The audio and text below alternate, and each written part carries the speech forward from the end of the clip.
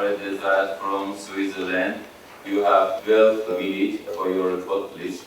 In any event, this is a useful exercise. And as you all know, as everybody knows, there's a problem of fake news and disinformation, and people really know very little about the facts of Armenia, Artsakh, Azerbaijan, the old history, the demographic manipulations in the area, etc. As far as international law, Chabra already touched correctly on a number of points. I could recapitulate and say that the advisory opinion of the International Court of Justice in the case of Kosovo, that was back in 2010. If you read paragraph 80 of the advisory opinion, it's quite clear that the International Court of Justice did give priority to the right of self-determination over the principle of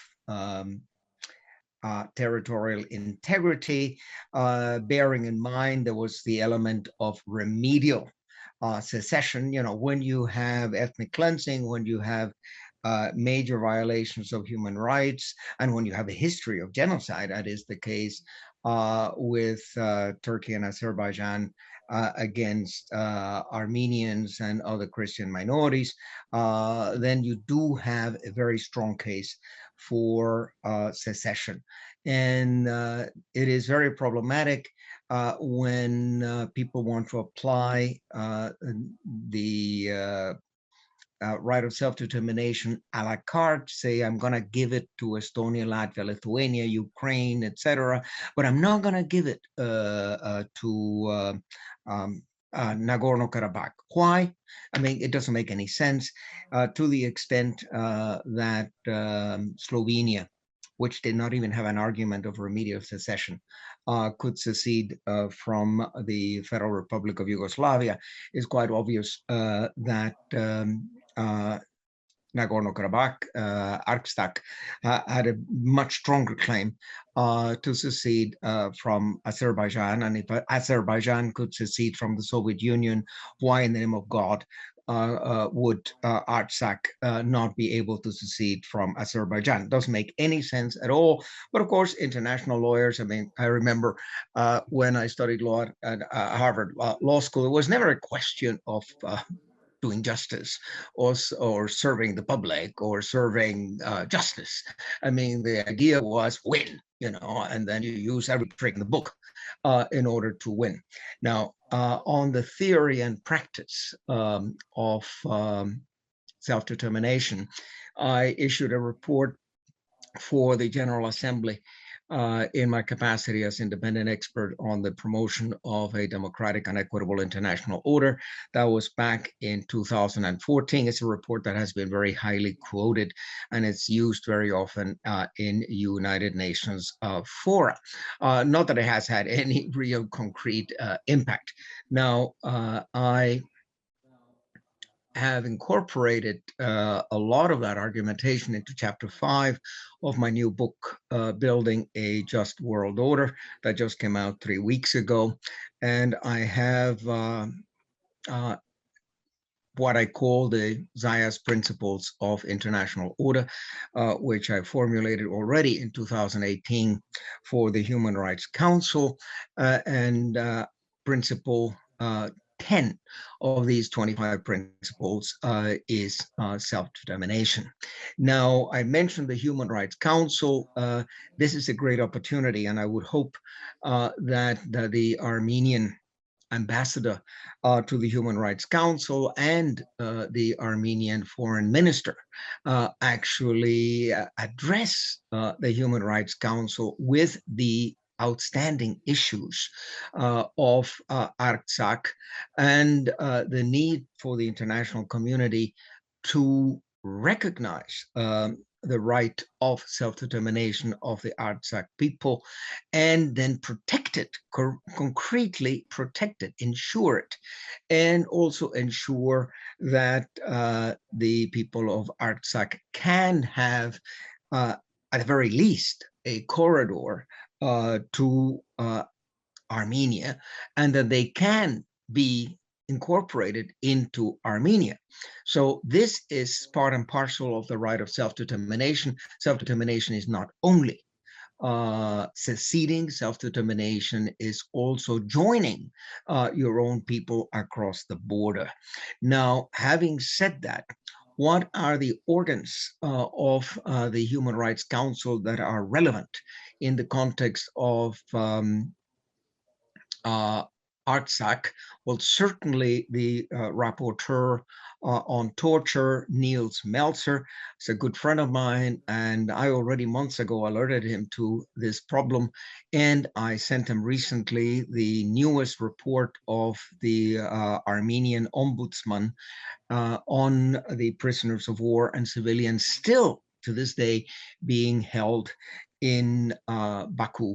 Now, it is scandalous because Azerbaijan is a state party to the Geneva Conventions 3 and 4 of 1949 and the additional protocols. That means that they are bound under international law to immediately repatriate prisoners of war and civilian detainees.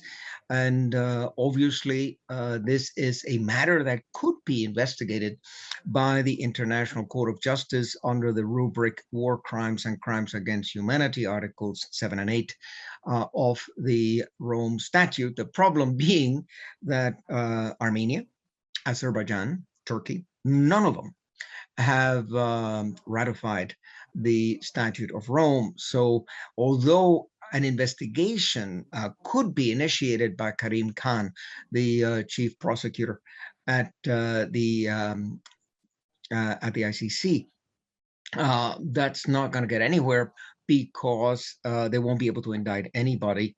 And far more important would be to, first of all, do the necessary human rights work in the Human Rights Council to involve the working group on arbitrary detention, the working group on disappearances, the working group on mercenaries, and the rapporteur, of course, on extrajudicial executions, because there's been murder. I mean, we have excellent reports by Human Rights Watch and by Amnesty International that document the decapitation of Armenian soldiers and of Armenian civilians, and a level of hate.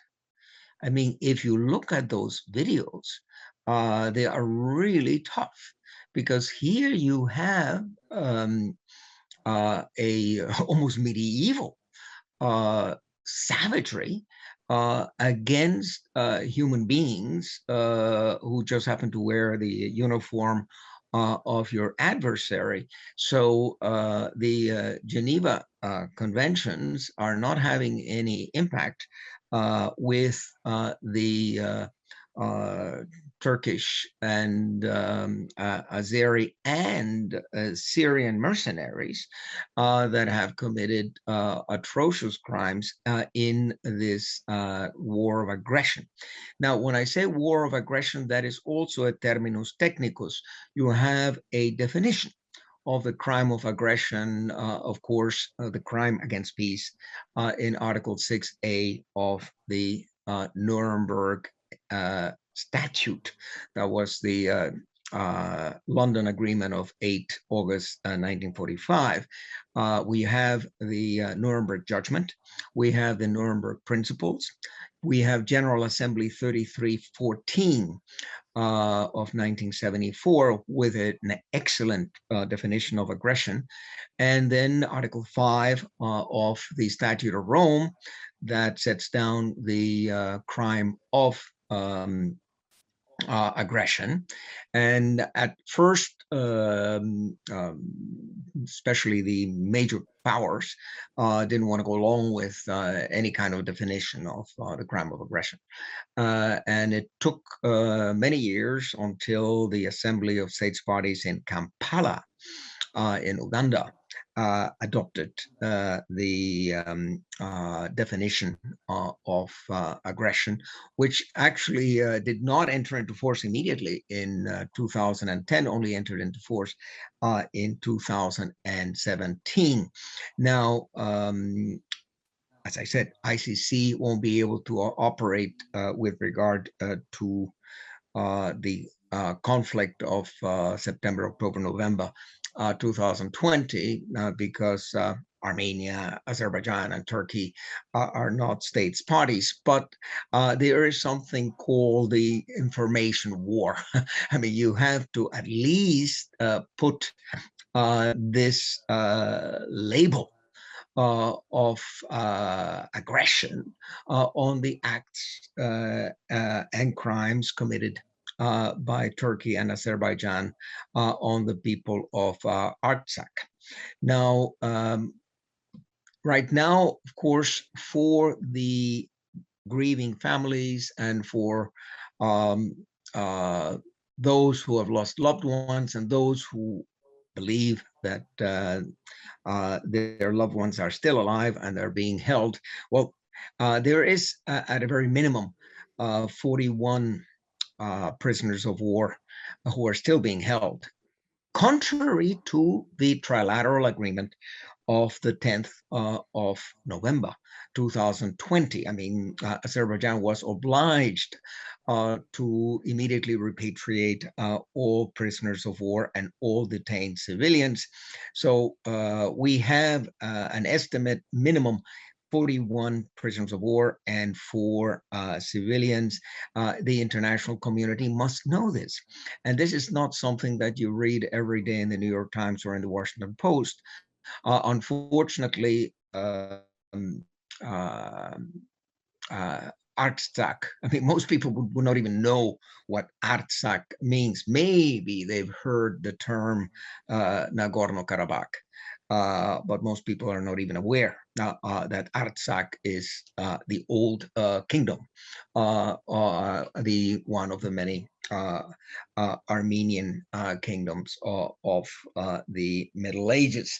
Now, as I said, my book goes into the right of self-determination, not only of the Armenians and the people of Nagorno-Karabakh. It goes into the theory of de facto states.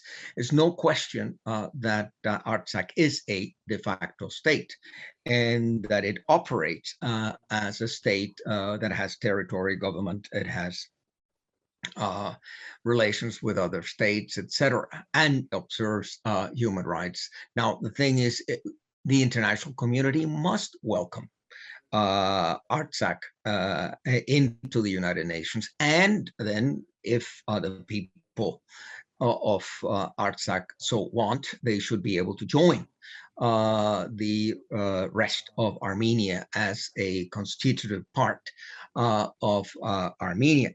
Now, I've always argued that the realization of the right of self-determination, and I underline this, the right of and not the right to, that is the language of the Covenant on Civil and Political Rights and the Covenant on Economic, Social, and Cultural Rights. Article 1, paragraph 1 speaks of the right of self-determination.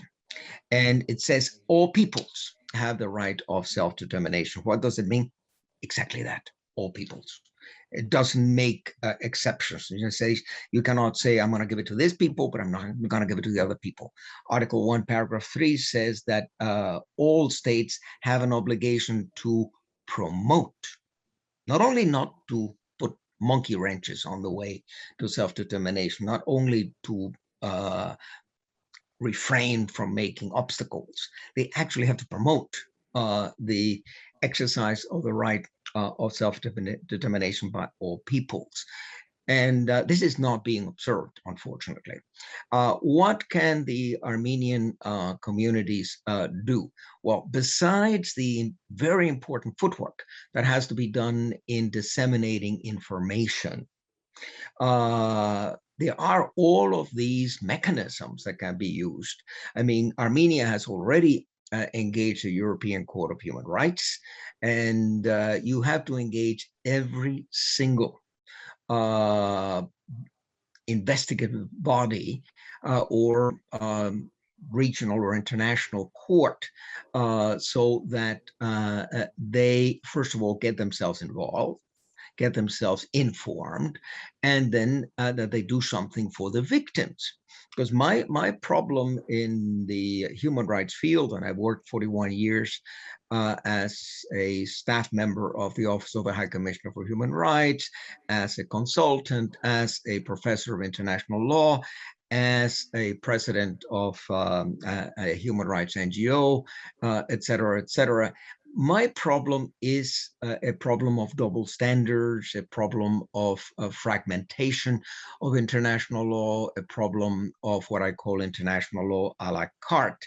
But that being the case, I mean, we know that the system is dysfunctional, but we do have a system, and better having a dysfunctional system than no system at all. And the international community, and that is something for the Armenian diaspora to organize in France, in Germany, in England, in the United States. I know the ANCA, the Armenian National Committee of America, is actually quite active, and the Washington office in particular. This is something that should be brought to the General Assembly for debate. And the General Assembly could, number one, adopt a resolution condemning the crimes committed, condemning the aggression against Artsakh.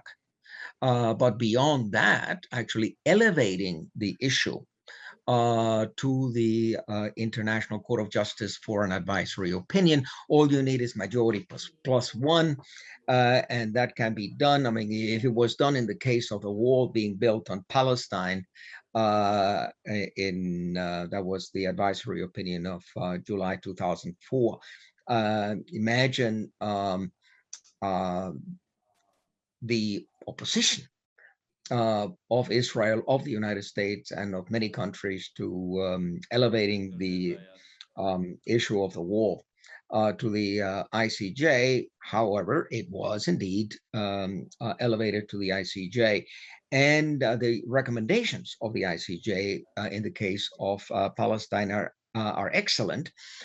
They have not been implemented, of course, but whenever there is a peace agreement, whenever there is a negotiation concerning the future of Israel-Palestine, you have to take into account the very concrete, pragmatic recommendations of the International Court of Justice. The same could be obtained for Artsakh. You're saying something, but I don't hear a word of what you're saying. Can you chat? Can you put it on the chat? I don't hear you.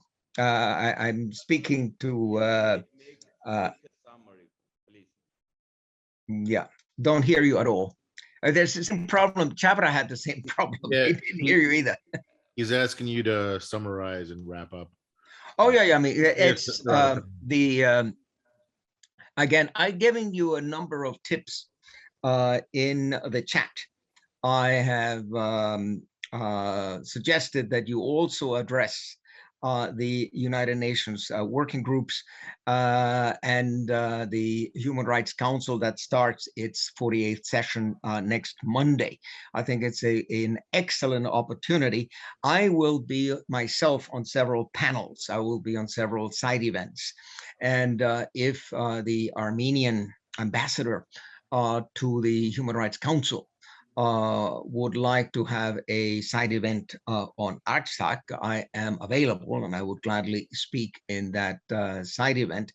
And don't give up hope. I mean, as Horace used to say, nil desperandum, don't despair. I think that progress has been made. It's very long and difficult, etc. And I hope that some of you will have the opportunity of reading my 2014 report to the General Assembly, which deals also with Nagorno-Karabakh, and my book, which just came out, Building a Just World Order, so that in chapter 5, really there are case studies on how self-determination can be obtained. Last word, I think the OSCE and the United Nations have a vocation to organize self-determination referenda there where they are needed. The UN organized self-determination referenda in Ethiopia, Eritrea, in Sudan, in Timor-Leste. Alas, they did so after hundreds of thousands of people had been killed. It would be better in the future as a conflict prevention measure for the United Nations to be more proactive in this field, to do more investigation as to the grievances, to do more mediation if possible. And if the only solution is secession, then let's have an organized secession. And let's make sure that a new state like Artsakh is embraced by the international community and welcomed into the United Nations so that it can operate as an independent and sovereign state. And if it wants to join the Armenians of Armenia, that also should have the blessing of the United Nations. I thank you. Thank you very much, Professor Dezer.